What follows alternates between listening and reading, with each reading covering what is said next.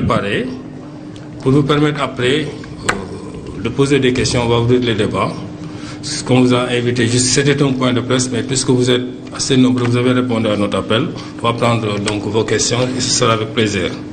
Je vais donc vous lire le texte préliminaire qu'on a préparé.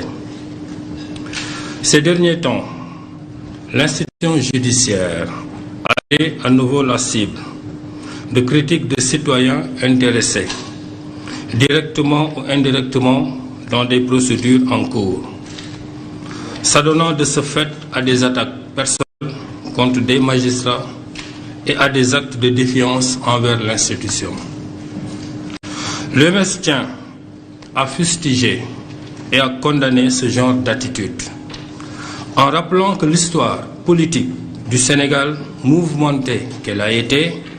s'est toujours déroulée dans le respect dû aux institutions et aux hommes et femmes qui les animent. S'il est vrai que la justice est le secteur le plus critiqué dans le monde entier de par la nature des décisions qu'elle rend, cela doit cependant se faire dans le strict respect des principes républicains. Il ne peut être permis à un justiciable, quel que soit son rang, de se hisser au-dessus des lois en s'arrogeant le droit de vouer aux gémonies le respect dû à la justice. Les institutions de la République sont au-dessus de tout intérêt personnel. Elles sont en effet pérennes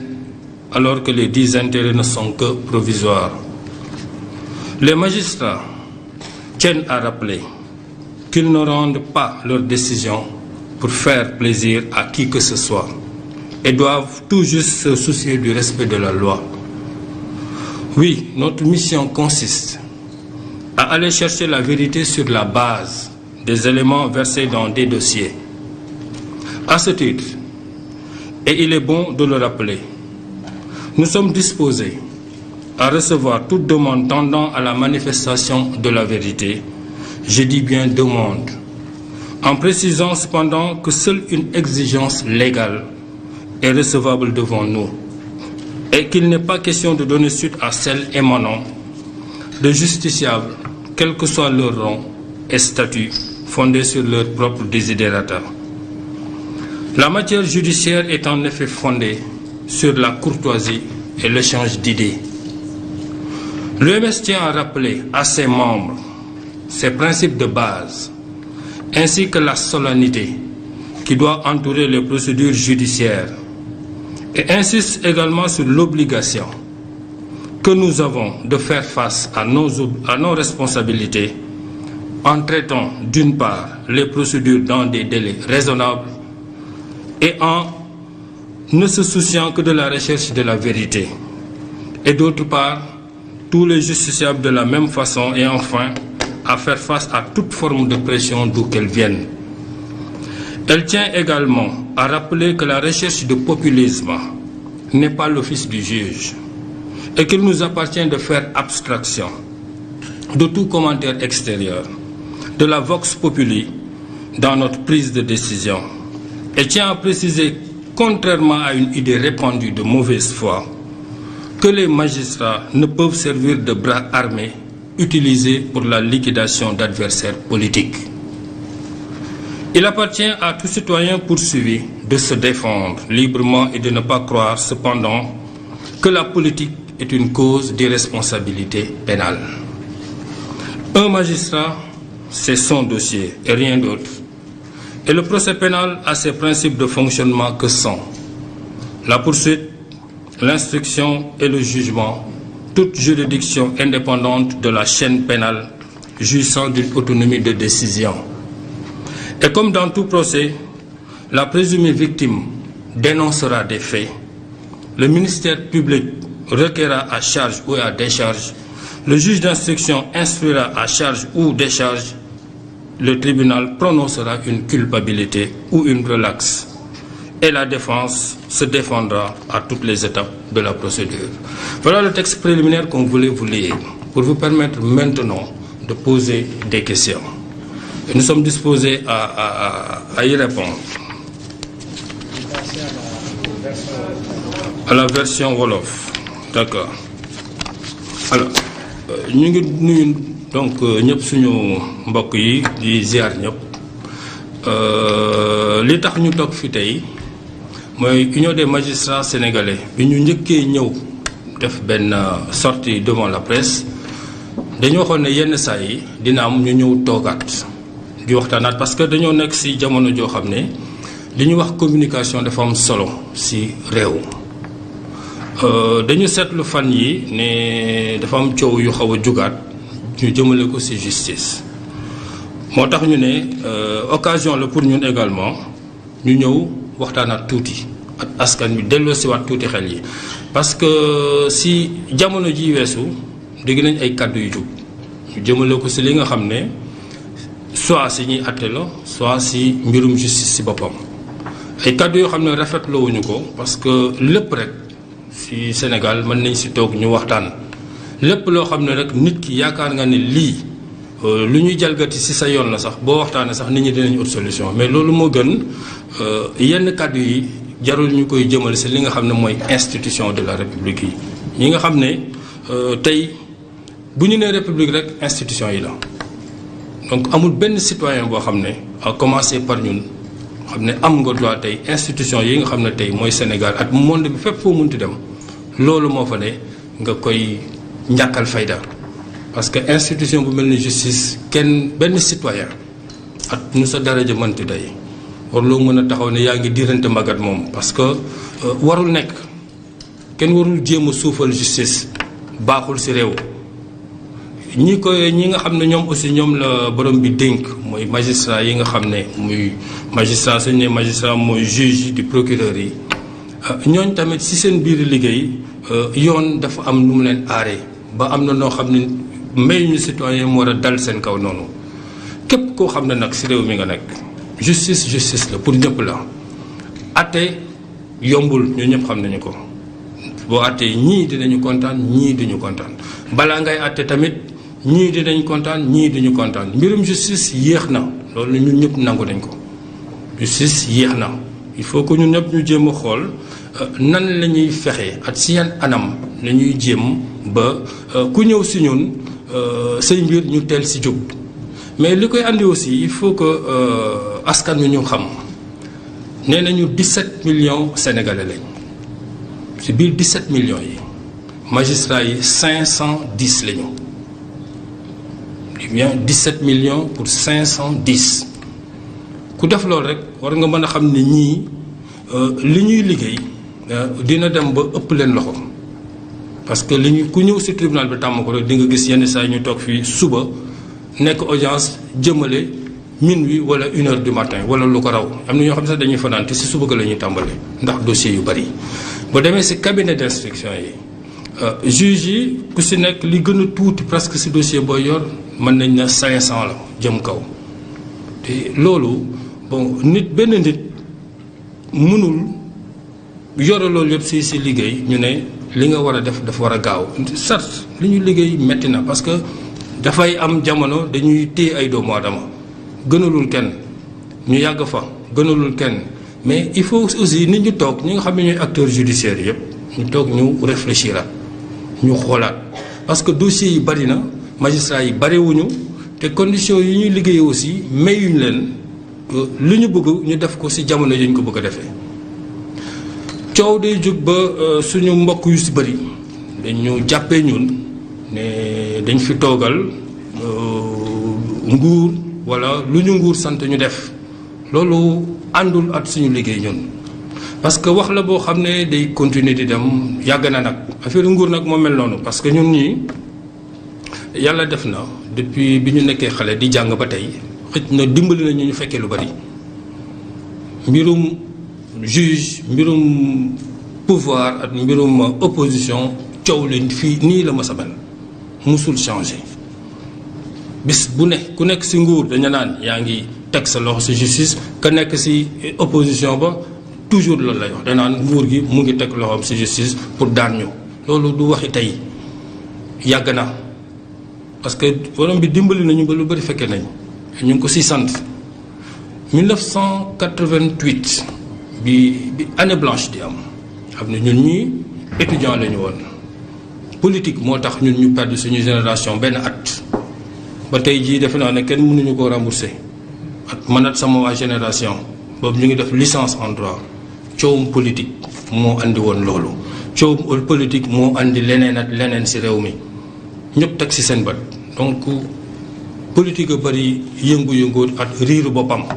te fu mu dem noonu lay duggee ci riir mi lay duggee lay bëgg a yóbbaale ñëpp moo tax nag il faut que ñu taxaw ñu wax leen ñun ay fonctionnaires lañu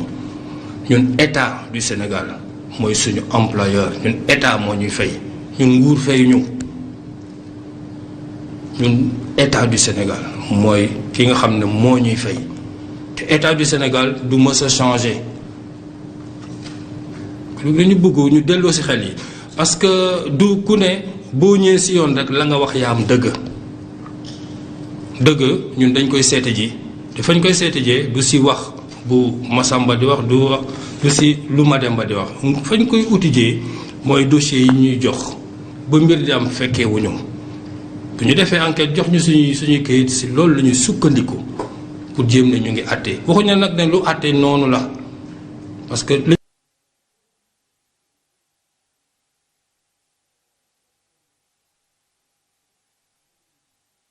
ñu lay jox rek nga mën a àtte mais dañu bëgg nit ñi aussi bu ñu dem ba nekk ci dëkk boo xam ne lépp politique la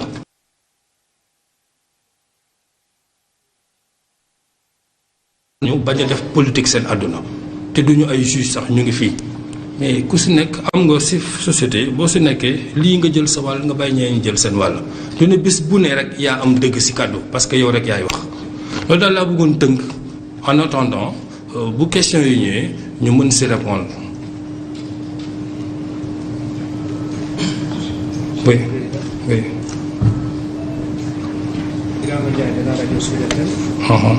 Donc,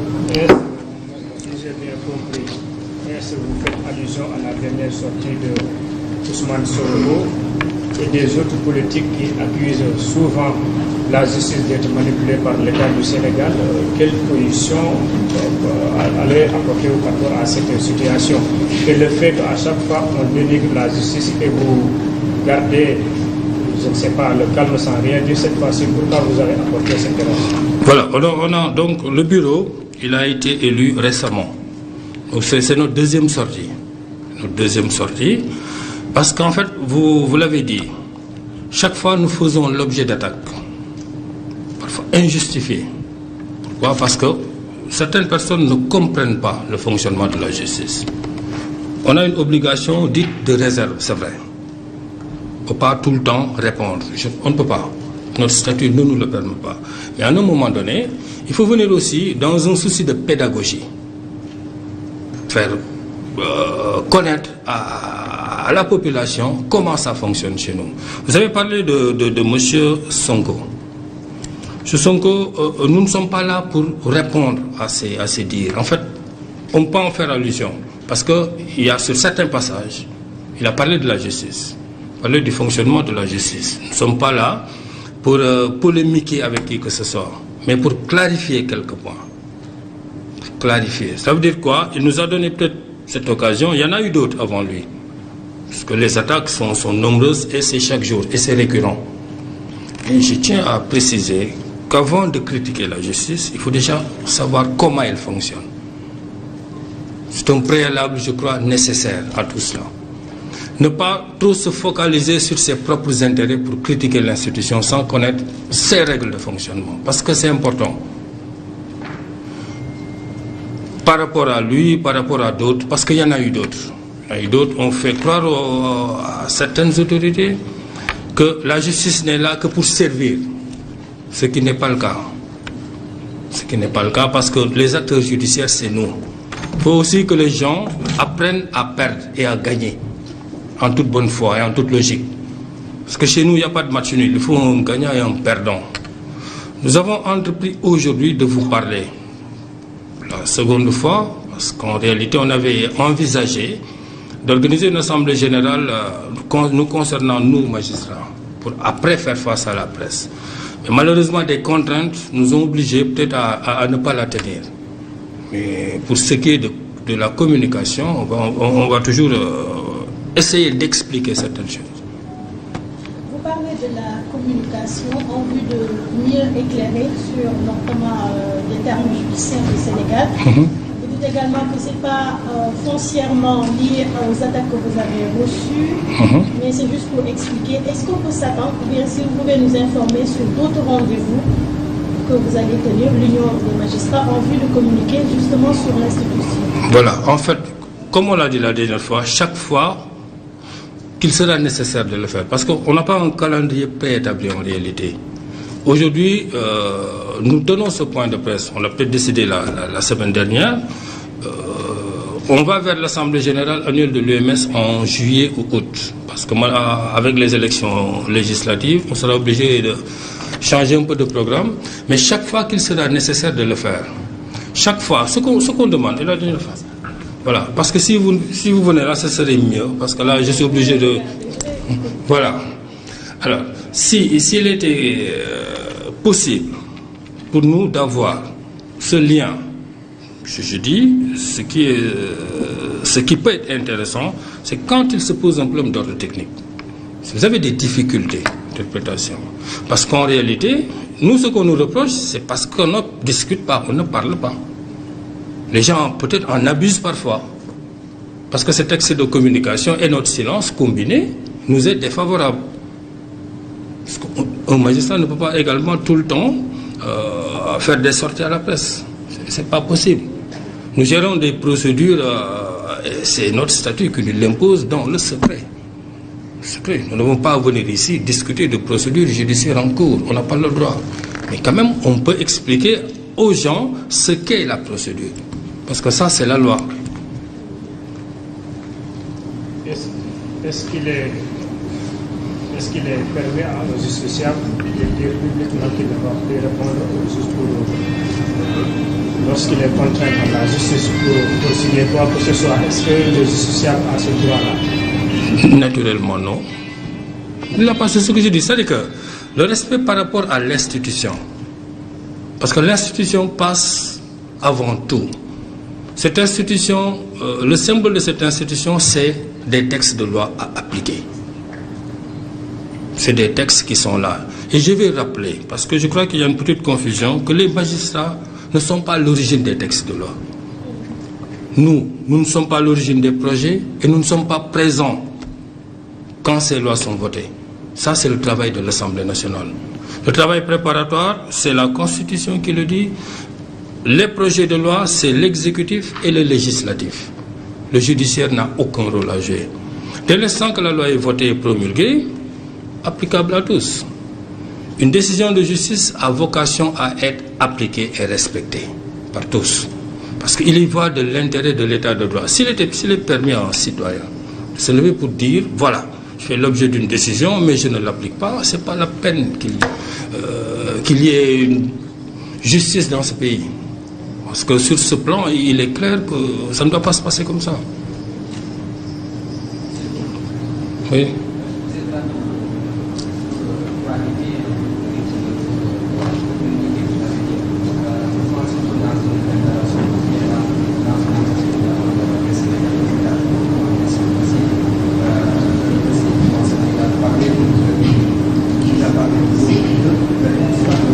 Il a parlé de...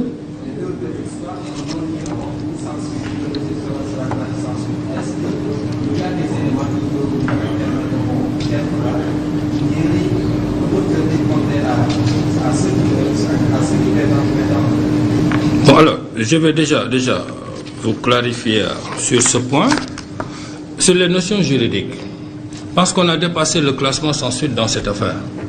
Parce que le classement sans suite, c'est une mesure administrative prise par le procureur de la République, avant toute poursuite. Si vous entendez classement sans suite, c'est parce que le dossier est entre les mains du procureur de la République. Alors, si vous entendez un non-lieu, c'est parce que le dossier est entre les mains du juge d'instruction. On va vous dire comment ça se passe. Celui qui a l'opportunité de poursuite, le procureur, c'est à lui de juger s'il doit ou non poursuivre quelqu'un en un moment donné. Il ne le fait pas. S'il n'a pas assez d'éléments, il classe sans suite. C'est une mesure, j'ai dit, non pas judiciaire, mais purement administrative. On a dépassé ce stade parce qu'il y a eu poursuite. Un juge d'instruction est saisi. C'est ce magistrat instructeur maintenant qui a tous les pouvoirs. C'est lui qui réunit tous les pouvoirs. Et je vais préciser qu'il n'est pas chargé de juger ce dossier. Le juge d'instruction ne juge personne.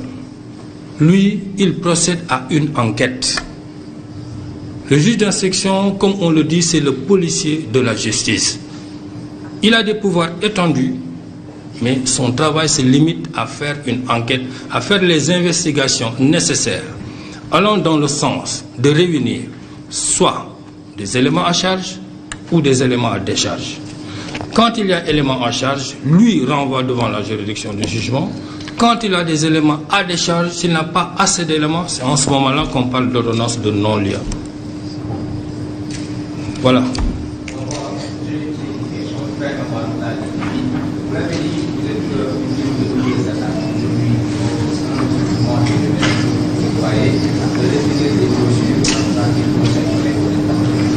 Des mesures qui pourront? Non, ça c'est l'UMS qui est là, ce n'est pas les juges et procureurs, nous ne sommes pas là pour sanctionner. Hein, d'accord? Bon, en fait, disons que le magistrat est protégé dans l'exercice de ses fonctions. Ça c'est la loi. Ça c'est la loi. Outrage à magistrat, outrage à agent, ça c'est des infractions prévues par le code pénal. Vous voyez? Donc, bon, il est vrai que dans ce monde de communication, il y a beaucoup d'excès. Nous sommes d'accord, nous le reconnaissons, mais il y a une limite à ne pas franchir. Une limite à ne jamais franchir. Parce que c'est source de déséquilibre. L'OMS n'est pas là pour fixer des règles, parce que les règles sont déjà dans le code pénal. Maintenant, si les gens estiment devoir poursuivre, il appartient au procureur de la République de le faire. Bon, je vais revenir peut-être après, on va faire le truc en Wolof.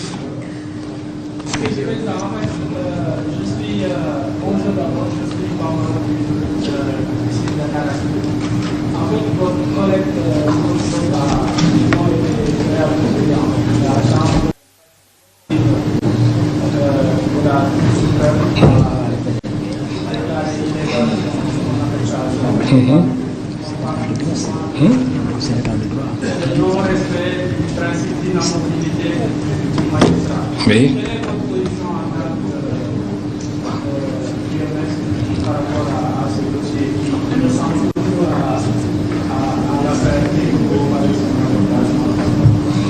Bien, alors, pour le président Ngor Diop, je crois que lors de notre première sortie, on m'avait posé la question. J'avais dit qu'on attendait la décision de la Cour suprême.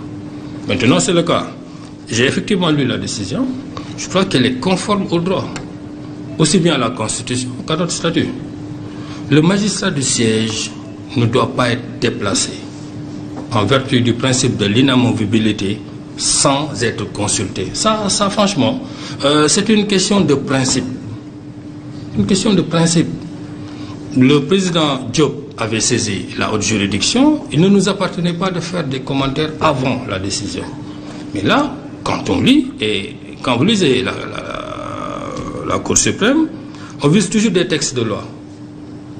Il y a la Constitution et il y a le statut. Donc une décision parfaitement conforme au droit. C'est un magistrat du siège qui vous parle, ce n'est pas moi qui vais remettre en cause ce principe.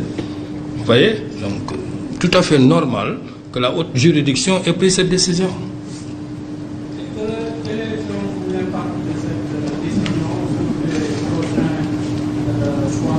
les prochaines décisions du Bon, je ne peux pas peut-être me projeter dans le futur,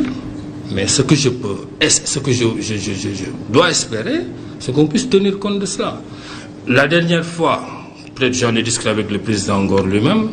il disait que quand son temps, il y a presque plus de 20 ans, c'est ce qui s'est passé. Quand le magistrat du siège était affecté, au préalable, au niveau du ministère, on l'avisait. Parce qu'effectivement, ça a été respecté. On m'a une fois consulté quand j'étais juge d'instruction vers les années 96 ou 97 pour me demander mon avis parce qu'il devait être affecté à Dakar. Ça, c'est la Constitution et c'est notre statut. Et c'est tout à fait normal. Et c'est une garantie pour le magistrat du siège que de ne pas être affecté à tout instant sans son avis. Bon, le président Téliko, est-ce qu'il a saisi la Cour suprême après son affectation? Je ne suis pas au courant. Parce que c'est seule la Cour suprême qui est habilitée. Oui.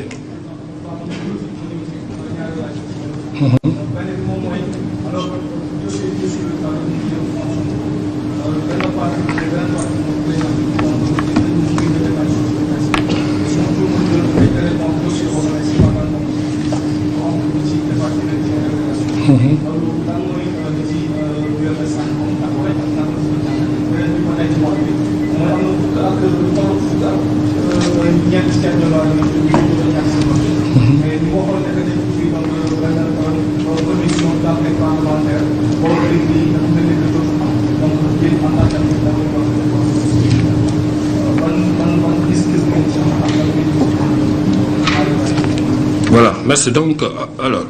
cette citoyenne-là, bi def ay sorties ci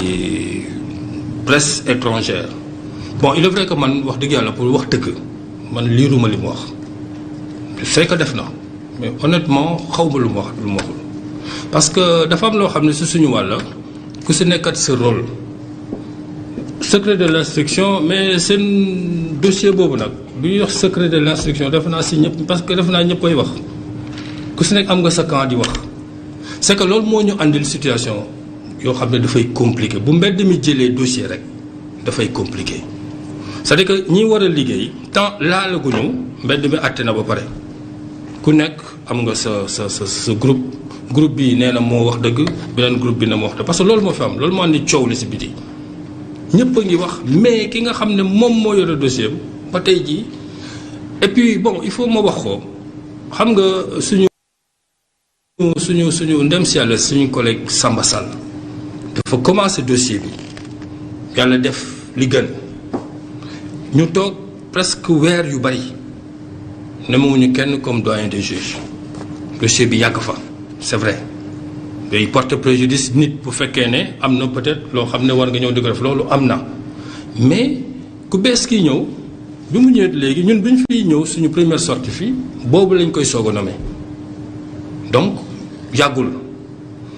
mu toog suñ la nommé tey di nga toog weer balaa ngay jot sa décret te parce que tant que jotoo décret bi mënoo dem liggéey mu ñëw ci cabinet bi li nit war a njëkk a def mooy bu ñu la dénkee dara xoolal li ñu la dénk lan la il faut nga compter say dossiers xam yan genre de dossier nga yore bi mu paree xayma loolu génne na lu mat 500 et quelques dossiers yu mu fekk ci premier cabinet yu mu war a liggéey bon c'est vrai yàgg na loolu d'accord yàgg na mais du ne soo ko jàppee noonu c'est parce que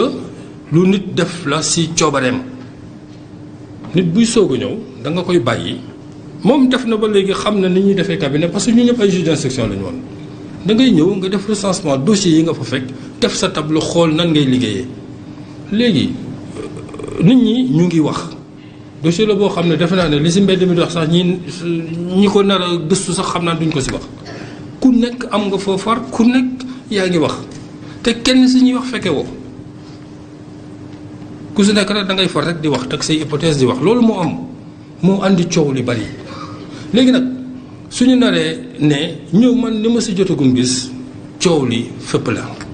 kooku ki ngay wax xëj na amul droit dem di wax keneen tamit amul droit wax parce que wax ji foofu la ne xam nga bu ñuy wax dañuy wax si côté yëpp ñëpp ay wax si dossier boobu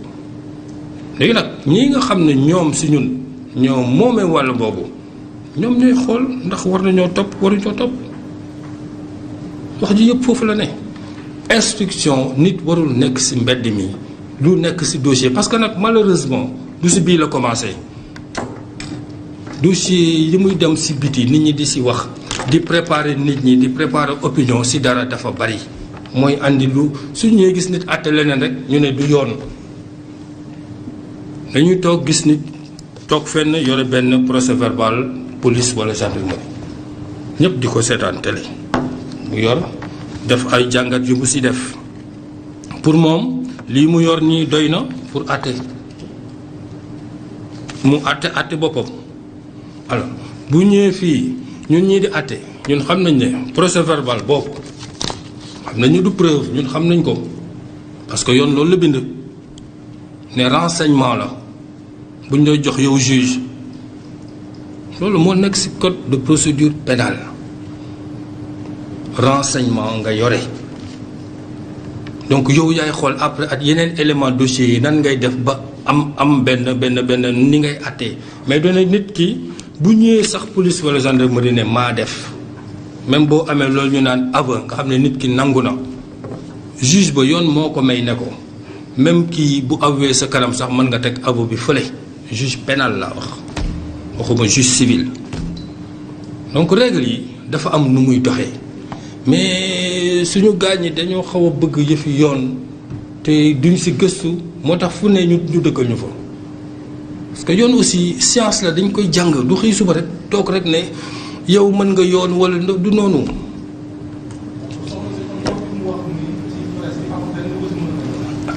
su fekkee am na lu ko ci mën a fekk laa wax xam nga secret de l'instruction am na mais kooku bu boobaa procureur bi nga xam ne mooy topp moom moo war a jël ay matuwaayam xool ndax war na koo topp wala topp ko parce que secret de l'instruction nag pour ñëpp la aussi ah. bon alors vous da nga wax waxi commission parlementaire xam nga parlement ñun bokkul vous voyez li mën a nekk mooy parce que événement yooyu bu amee ñooñu am nañ ay parents ñoom ñooy xool yoon bi ñuy jaar pour ñu jëm leen dédommager jëm leen indemniser parce que yu mel noonu amoon na fi ay at je crois 96 97 ci bunti RTS bi fii la ñu fekk désolé mais nag li politique di tuut deret ci dëkk bi dafa xaw a bëri loolu mooy li am léegi nag après victimes yi ñoom ñoo war a xool yoon ñi ñuy jaar ba dem ñu indemniser leen seen parents yi. président man dellu si ci sama question bi sama confrère daa xaw a benn question bi mooy que ni lan moo waral seen doxalin bu tey bi ndax lu bees la wala te et puis gis nañ ne saa su ne day am ay citoyen justiciable yi nga xamante day jóg di dal ci kaw justice di leen ŋàññi ne da ngeen jéng wala da ngeen dem làqu ci ginnaaw nguur di def li leen neex ndax lan loolu moo waral sorte bi wala ban taxawaay ngeen ciy am. gis nañ ne itam saa su ne ay kàddoo ngi jib di am ay gàtt yu muy def ci yéen du ngeen ci àddu di ngeen ci noppi te loolu aussi day bokk ci li nasaxal xelu opinion publique bi. ban taxawaay wala ban jàngat ngeen def ci loolu. waaw donc ñu ngi lay gërëm ci question bi ni ma ko waxee sànq xam nga ñun bi ñu soog a ñëw dafa am ñu ñu xelal ne gis que jamono ji ñu toll nii jamono communication la c'est que sooy noppi rek lu bëri dañ ko teg sa der. dinañ si def loo xam ne méngoowul sax ak li am mais sa noppi googu nga noppi moo tax nit ki finalement day dem ba gëm si wax yu nguur dama koy waxaat ñun ñaari xeeti magistrat lañ ñu nekk siège ak ñu nekk parquet. ñu nekk parquet yoon moo ko bind ne am na si foo xam ne fu ñu si tolloo si seen liggéey fu ñu si tolloo am na loo xam ne loolu yoon moo ko def du ne dangaa ñëw laxatu si ginnaaw kenn. yoon moo ne boo si tolloo am nga ay kilifa yoo xam ne mën nañoo bokk si nguur loolu am na loolu mooy parquet mais ñi nga xam ne ñooy waa siège yi mais kooku amul si kenn koo xam ne tey mën nga taxaw ne ko yow nguur am na si yow kàddu amul. bon li leen li mooy dama leen di expliquer li nga xam ne mooy juge yi may wax juge d'instruction yi yore dossier yi nii mais ñoom amul kenn koo xam ne mën nga leen jox ordre. ñun ñi nekk siège di àtte kenn mënuñu jox ordre kenn mënu ko suñ ko defee rek xëj na lu ñu neex rek la ñuy def waaye mais loolu amul benn yoon bu mu nekk boo xam ne nit mën na fa taxaw ne la lii ngay def amul xanaa dafay fekk nga bëgg ko def. ndax citoyen justiciable am na sañ-sañ ne dootuma wuy ji yoon ci ay kàddoom ne dootuma wuy ji yoon. ginnaaw bi nga xamante ne yoon teg na ko loxo ndax citoyen bi am na sañ-sañ ci loolu. non amul benn citoyen bu ñu mel loolu su fekk bu ñu may loolu parce que bu fekkee ne dañu may loolu citoyen ku ñu àtte fii kay nga ne àtte bi man reconnaître ma ko parce que yoon la gis nga nit bu ñu lay toppat bu ñu la topp da nga am ay droit say droit dañ ko war a respecter loolu dafa am bon am na si mesure yoo xam ne c'est vrai mën na sonal doomu aadama mais loolu yoon moo ko prévoir. te ki ko def aussi yoon moo ko may nit ñi li ñu war a xam mooy li nga mën a ñëw ne lii du yoon xam nga lan la mooy ñu ne juge bi walla procureur bi li mu def méngoowul ak yoon loo xam ne yoon moo ko teg mu jalgati ko mais mesures yi ñuy wax nii lépp mu ngi ci code procédure pénale bi te ñu ngi wax nii c'est vrai il faut ñu ñëw expliquer parce que contrôle judiciaire bi ko nit ñi commencé tàmm dégg yàggul pourtant mu ngi ci code de procédure pénale bi depuis gis nga juge d'instruction bu looyee ne daf lay inculper et dinaa ci dellu ci tubaab pour wax nit ñi lan mooy inculpation parce que nit ñi dañuy wax inculpation te xamuñu mais inculpation mooy lan yow procureur lii la lay toppee mu jël benn këyit bu ñu tuddee réquisitoire introductif yónnee ko juge d'instruction bi ne ko citoyen bi lii at lii la ko yoon di toppee mais juge d'instruction mooy woo citoyen bi ne ko lii at lii moom lañ lay toppee moo tax moom juge d'instruction bi ñu jox ko dossier bi pour mu leeral ko léegi nag buñ ko joxee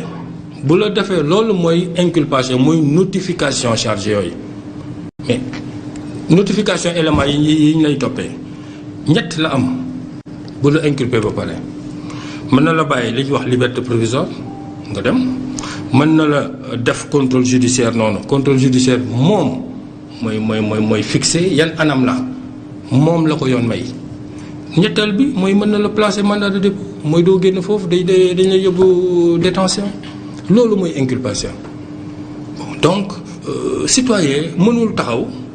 yoon ne lii la mu ne non du ma ko def loolu aussi àndul dafa àndul te yoon kenn xëccoot moom. bonsoir.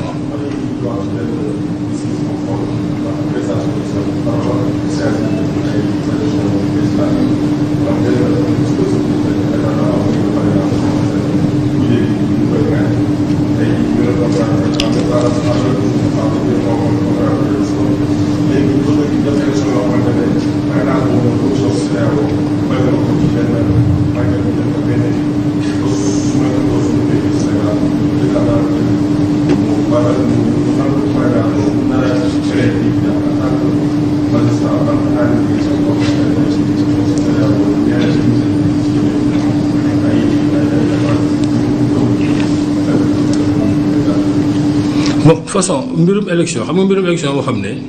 ñu ngi ñëw ñoom acteurs yi ku si nekk yaa ngi joxe sa xalaat xam nga tey ñun bu ñu taxee nii ñun ñi war a àtte donc léegi nii ne nii yoon bii lañ war a jaar dinañu xaw a jafe tuuti parce que bu coow amee bu yëngu-yëngu amee si boor boobu si ñun la ñuy ñëw ñun ñoo war a àtte léegi su ma toogee tey jii nii ne la bu dossier ba di ñëw nii lañ ko nar a àtte damay jalgati sama yoon man dañuy xaar ba ñu ñëw andi seeni élément andi seeni dossier bu boobaa yoon dana tontu parce que UMS waxoon naa ko si njëlbeen bi ñuy soog a ñëw ñun du ñu kuréel boo xam ne day àtte ñun ñii ku si nekk am nga si benn tribunal boo ne tribunal yooyu nag am na si benn boo xam ne bu ñu ko saisiree si question boobu moom moo siy tontu léegi ñun ñii bu ñu njëkkantoo wax lañ si xalaat kon jaratul sax xam nañ li ñu nar a àtte ba pare te loolu la ñuy daw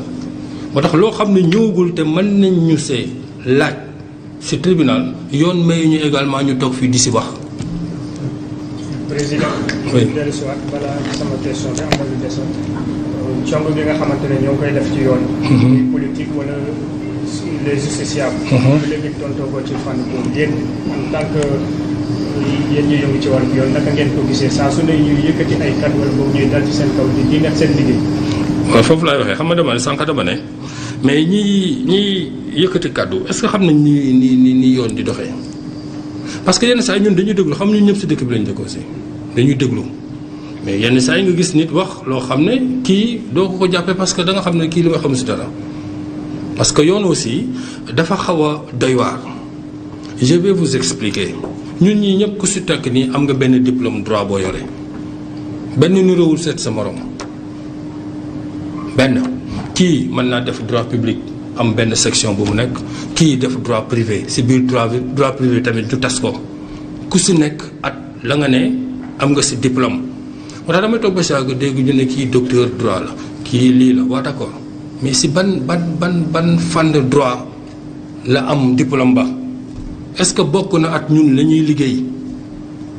parce que li andi erreur yëpp loolu da ngay andi nit mu ñëw toog c'est vrai yore ay juriste lañ yore nañ seen i diplomate lépp mais est-ce que ñii def nañu droit pénal est-ce que def nañu procédure pénale est-ce que def nañu droit civil est-ce que def nañu droit commercial li ñuy wax est-ce que ñoom seen bopp xam nañ si lu bari pourtant ay juriste lañ ma teg si gis nga yore diplôme droit am na mais nag ñun aussi ba ñu jàngee ba pare dañoo defaat yeneen ñaari at dem école ñu wan ñu nan la nit di àttee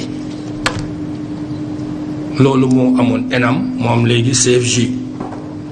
yeneen 2 ans yi ngay def dañ lay jàngal léegi liggéey àtte mooy lan bokkul ak sama niveau am naa maîtrise amuma maîtrise docteur la duma docteur bokkul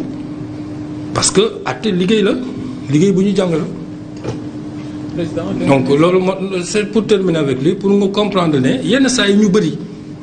bon wax ji dinay ëpp yenn saa yi mais ñu leen ko waxee mooy àtte dañu koy jàng et ensuite mënoo gën a xam ki nga xam ne moom moo yore dossier am li nekk si dossier am mënoo ko gën a xam moo tax maandu gi mooy ni ko yoon waxee ne bàyyi leen ba kii war a àtte ba nga gis li mu bind nga xool ndax d'accord nga si wala d'accord loo si mais li xew léegi Sénégal mooy balaa ngay àtte nit ñi àtteel nañ la ba pare loolu mooy wax ji te boo toppul nag seen yoonu àtte boobu lu nekk ñàkk la ko loolu la. da nga ne sànq il y a des limites à ne pas dépasser. ku la dégg ngay wax xam ne critique yi ngeen di subir métti na leen trop. ndax da ngeen jàpp ne compte tenu de tax ngeen def conférence bi da ngeen jàpp ne y a des limites qui ont été dépassées et nan ngeen di corriger loolu au-delà de l'aspect pédagogique. bon en fait vous savez xam nga Sénégal xam nga ñun lenn mooy suñu particularité wax daf ñu neex loolu dañ koy nangu bon te ñu bëri li ñuy wax boo leen laajee li gën a ndaw rek parce que tàmb nañu àtte li ngay wax fan nga ko teg ana firnde bi dafay toog di la xool loolu mooy ñun li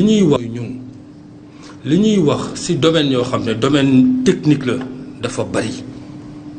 ku nekk bëgg nga nekk spécialiste droit ku nekk bëgg nga nekk àttekat ci place àttekat yi ku nekk bëgg nga nekk procureur mais loolu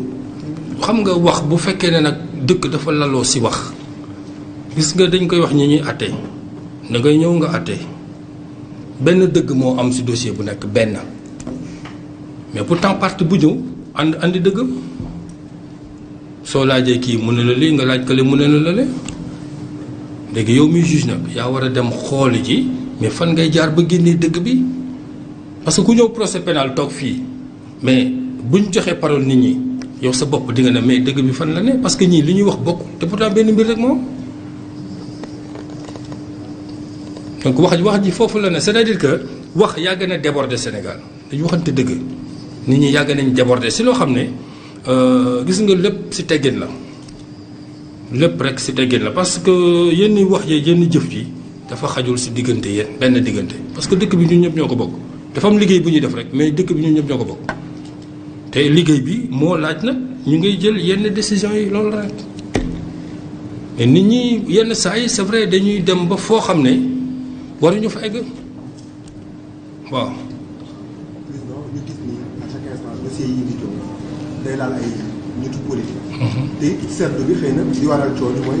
wala seetlu bi saa su ne day jege élection wala ñu jógee ci wala ñu jëm ci. est-ce que tamit juge bi mooy jàpp ni date sangam laa bëgg a woo diw wala ordre des dossiers lay toog. bon xam nga ça dépend si ban juge nga wax c'est que juge d'instruction la wala tribunal ban la c'est juge d'instruction bi. parce que juge d'instruction moom lépp lu nekk si cabinet moom moo koy programmer boppam moom lépp lu nekk si cabinet moom responsabilité am la kañ lay inculper moom la kañ lay déglu moom la xam nga si tribunal la nekk am na président bu nekk si kawam président boobu am na premier président cour d'appel bu nekk si kawam mais ñooñu mënuñoo wax juge d'instruction déglu nit bés bii moom la donc fii magistrat bu nekk sa responsabilité professionnelle yaa ko yoral sa bopp mais nit ñi il suffit que ñu ne am nañu problème ak benn magistrat rek ñëpp ñëpp la ñuy xëpp lu leen neex wax lu leen neex te mbir mi mën na bañ a demee noonu politique yi ngay wax nag homme politique yi bon ñoom nag xam nga fu ñu dem seen riiru bopp la ñor xam nga ñoom dañ ne dañoo bëri riir fii ñu ne fii wax amu fi mais xam nga riir bu duggee foo xam ne wax amu fa dafay bourdonner ça devient assourdissant coow li day dem ba dominer fu coow amul kañ bu fa coow duggee dominer lépp suñu gaañi politique yi ñoom ni ñuy doxalee seen wàllu politique la ñu war a xam ne yoon du doxee noonu yoon du nu la neex ngay waxee nu la neex ngay defee ku la neex nga attaqué parce que loolu àndul ak yoon ñoom nag seen jeu politique may na leen ko. est-ce que ci seen responsabilité la nekk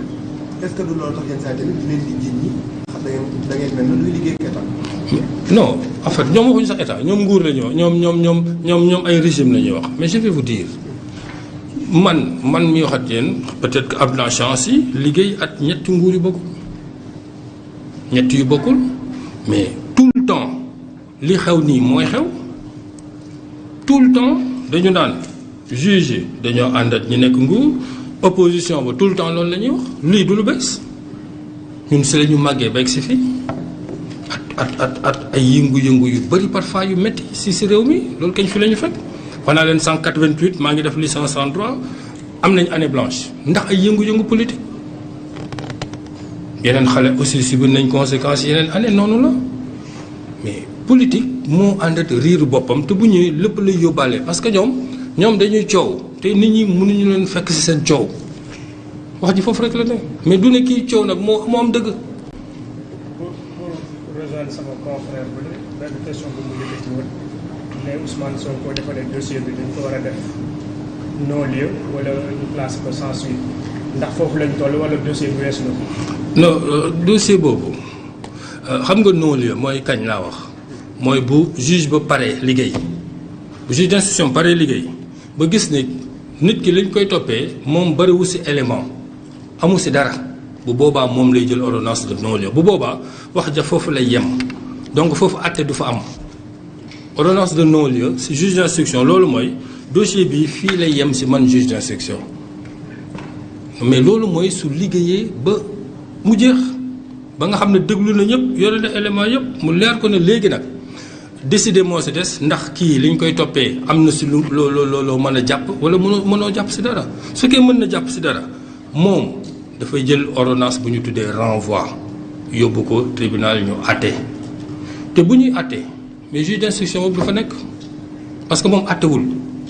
yoon daf ko tere ñun fa ñuy àtte moom mu fekkee ko bien que moom moo def juge moom moo def instruction bi donc bu ñu egg ci non-lieu mooy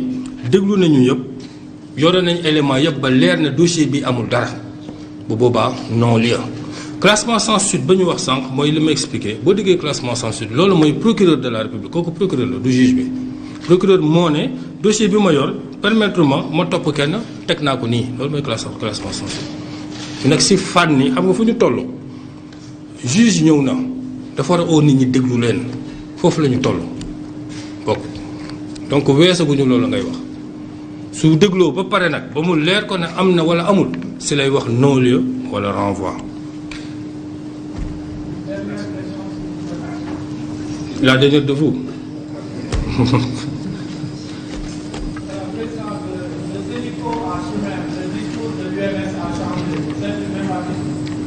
Bon, a changé, précisé.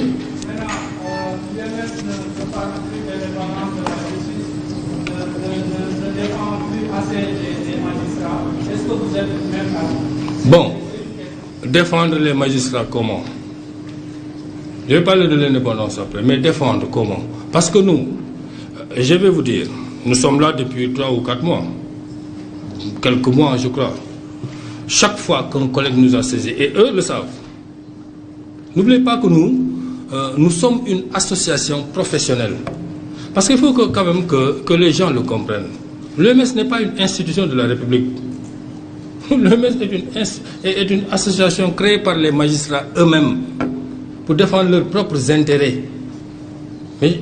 à un moment donné, on a l'impression que les gens pensent que l'EMS est une institution républicaine.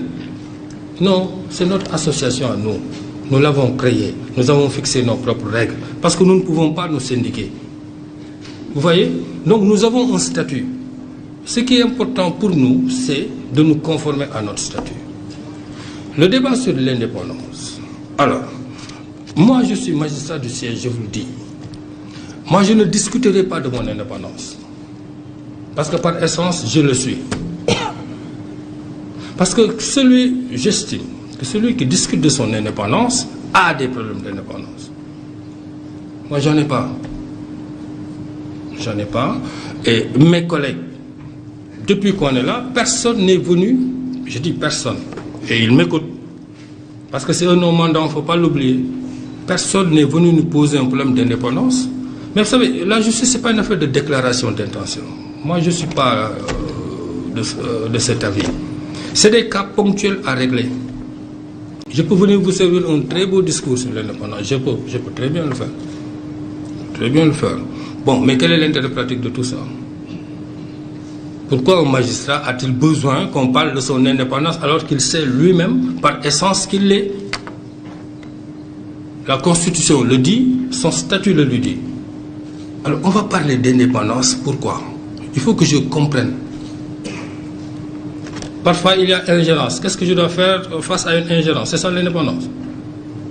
Bon, écoutez, face à une ingérence, je fais mon travail de juge et je rentre chez moi. Je n'ai pas besoin de faire du bruit autour de ça. Je suis désolé. Donc, ce n'est pas une affaire de déclaration d'intention. Oui, je suis indépendant. Non, je suis désolé. Je ne suis pas dans ça. Une indépendance, ça se vit. Ce n'est pas des déclarations. Oui.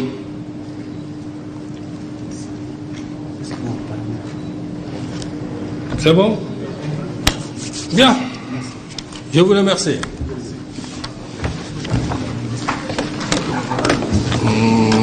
Le discours. Attention. pàcc bi ñu ci jox muy balaa ma ciy dugg dinaa xaw a dellu si tuuti ci yeneen ñaari ponk yu gaaw bu ci njëkk mooy fës na ni nguur gi ñàkk na élection locale yi loolu dama bëgg Sénégalais yépp xam ko parce que dañoo def ñoom campagne ak wax ju bari ñaare nag élection buñ ci génnee ki ñàkk mooy ëpp li muy wax te guléet nag ñu génn ci élection locale rawatina nguur gi yor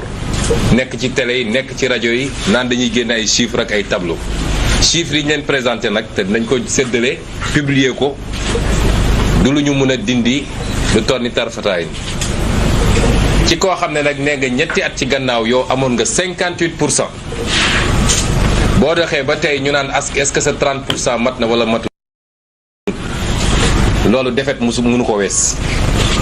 kon nguur gi ñàkk na Déthié Fall sax dégg naa ko mu naan coalition bye bye xam naa bye bye mooy nañ dem rek voilà kon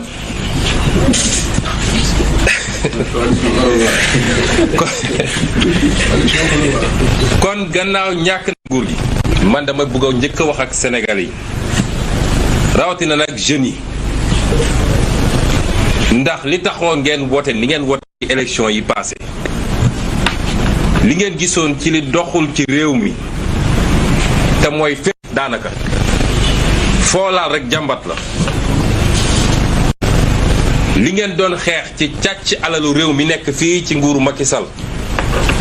ak jaay doole gi nekk fii ci nguuru Macky Sall ak ñàkk gis-gis ñàkk vision ak ñàkk programme bi nekk ci nguuru Macky Sall ak tayle gi ñu tayle réew mi ba doomu réew mi mënu fi am teranga lu dul waa bitim réew rek la ñuy ceebal nga boole ci nag suñu koom-koom rawatina li ñuy wax ressource naturelle alal gi ñu yàlla jox ci loo xam ne kenn ci ñun fenk ko mu jël ko jaay ko tayle ko moom ak rakkam loolu taxoon ñu dajale ko yépp ngeen voté massivement contre Macky Sall ak son gouvernement loolu dafay dañut tey la wàllu gën a ay kon dafa am liggéey bu ñu door dañ leen ne woon liggéey bi nag ci ñetti temps lañ koy régler bi ci njëkk mooy élection locale def ngeen ci li leen war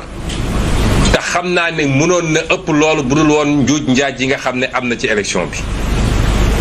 ñuy dégmal ñaareelu pàcc bi élection législative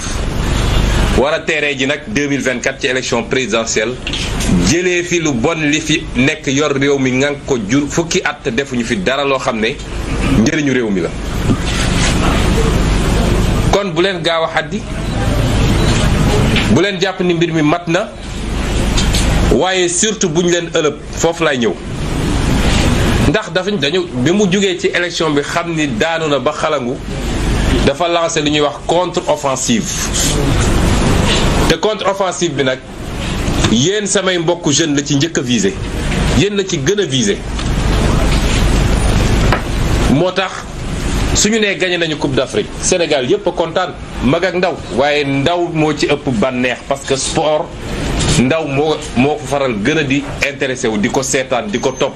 xam joueur yépp xam seen CV xam fu ñuy football xam fu ñuy fanaan xam lu ñuy lekk kon loolu occasion la woon boo xam ne Coupe d'Afrique moment fort la temps fort la pour la jeunesse de ce pays waaye Macky Sall gañewul Coupe d'Afrique de peuple sénégalais moo gagné Coupe d'Afrique bu ko kenn askanale donte mooy président de la République dinañ ko ne félicitation waaye kenn ku nekk ci ñun war nañ ko wax mun a félicitation parce que kenn ku nekk supporté nga ñaan nga encouragé nga ñaq nga ci kanamu télé bi footballeur yi nag waxuma seen affaire mais comme temps fort jeunesse bi la mu ne am naa almet gi ma doon wër boobu ba léegi pour taal dëkk bi almet boobu jot naa ci moo tax ma ne yéen ndaw ñi bu leen seetaan ba ñu wëlbati seen xel ñu teg ci tuuti mu ne ubbi na ab stade wax ji nag léeg-léeg mu xaw a ñagas waaye nañu déglante ak xel dafa am solo parce que Sénégal bu euphorie amee mooy ñëpp riirandoo rek ku ne gisew ma noonu rek ñu ne aka moo soxor déedéet soxor amu fi ab stade baax na lool waaye am na lu ko gën bu dee loolu am na ba noppi stade doog a ñëw wasalaam nit da ngay xàmme lan mooy farata lan mooy sunna ak lan mooy afdal da ngay xàmme lan mooy wareef bu mënul ñàkk lan mooy loo xam ne luñ la santaane la donte santaane gu dëgër la ak lan mooy ngëneel dong boo defee baax na boo deful dara topp la ci mais bàyyi fi farata di daw ci gannaaw luñ la recommandé wala loo xam ne ngëneel la njuumte weesu ko fan la suñu mbay toll ci réew mi barki démb maa ngi CRD Ziguinchor ci ngerte bi ñëpp a ngi naan su chinois yi ñëwul du baax chinois yi ñëwul bu baax ana Sonacos fan la mbay mi toll fii Sénégal lan moo tax mënuñu am autosuffisance ba nga xam ne li ñuy jéggaani ci biti ñu mën ko am fii dañ ñëwoon 2017 kenn dootul jéggaani ceeb 5 ans plus tard tey lañ gën a jéggaani ceeb fan la ñu am ay usines ak ay industrie yoo xam ne la ñuy bay ak la ñuy def ci leneen ba ci suñu ressource naturelle dañ koy transformer fii def ci valeur ajoutée mun ko génne ci réew mi ñaata la ci mag inauguré ci fukki at yi li fi amoon sax rey na ko far fan la suñu napp toll suñu càmm toll suñu leneen ak leneen lii mooy vrai débat yi moo tax yow ndaw mi may waxal keroog bi nga demee ci stade ba kontaan lu jiitu loolu nga taw ci gannaaw équipe nationale bi kontaan boo delloo sa kër ba toog laajal sa bopp kañ laay am xëy ba mun a yor sama bopp jàppale samay waajur parce que loolu rek mooy farata laajal sa bopp kañ la réew mi di dox ni mu war a dee ba saa yu ma jógee war a faju dinaa mën a faju ci njëg bu néew nag laajal sa bopp kañ ngay toog ba ñu ne njàng mi baax na rawatina école publique lu dul toog nañ ñu net ci weer ñeenti weer juróomi weer ci at bi jànguñu lii mooy réew du ay lu ñuy def rek pour fësal ak na tàppe ci bëtu nit ñi loolu nag la ñu war a yeggali bu ngeen dajee teeg moom dégg naa dafa commencé comme nee na am na fi fan yi dafa commencé jokkoo waaw laaj leen ko yi li tax ndaw ñi yéen mun leen am liggéey na ci tontu. fukki at yow fukki at ñu jox la ko réew ab stade ak ab train ak ab terrain basket ak ab arène de lutte nga def ci ay milliards yoo xam ne da nga ko leb gis ngeen jëf ku ñu fal rek dina def dara. PS fi njëkk ne def na fi dara PDS ñëw def fi dara moom dina fi def dara waaye coow li du est-ce que ki ñu jiital def na wala deful kooku su deful dañ koo war a wàcce ci saa si waaye bu dee def na lii la ñu war a laaj askanu Sénégal lay wax bu ci njëkk mooy est-ce que li mu def priorité la ci réew mi fi ñu toll ci réew mi est-ce que lii la ñu gënoon soxla que ñaareel bi est-ce que def nañ ko ni ñu ko war a defee mooy est-ce que du lu jaroon fukk ñu jaay ñu ko ñeent fukk te looloo am ci stade bi